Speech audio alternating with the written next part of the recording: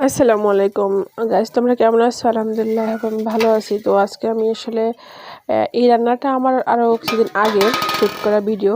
চিংড়ি মাছ দিয়ে দেন আমি চিংড়ি মাছগুলো জাস্ট ফ্রাই করব।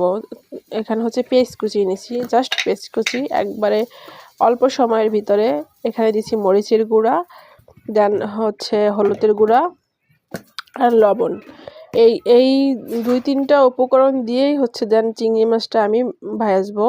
এবং চিংড়ি মাছ ভাজিটা অনেকেই পছন্দ করেন, আবার অনেকে অ্যালার্জির জন্যও খান না।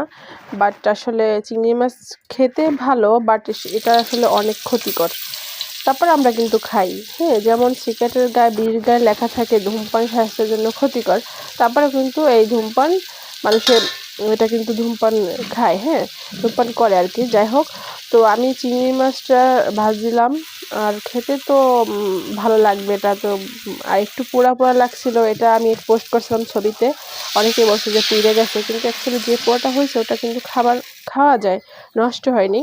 বাট আমি রান্নাটা এই যে এভাবে করতেছিলাম, কিছু প্রথমে ভাইজা নিয়েছিলাম পেস্ট সহ, তারপর দেন একটু পানি দিয়ে রান্নাটা আরও কমপ্লিটলি ভালোভাবে সেদ্ধ হয়, যেন রান্নাটা আরও সুন্দর হয় যেন, সেই জন্য রান্নাটা করলাম। এই যে দেখো রান্নাটার মানে কীরকম হয়েছে, মানে দেখতে কালারটাও যেরকম, খেতেও ঠিক মাশাআল্লাহ অসাধারণ ছিল। Thank you.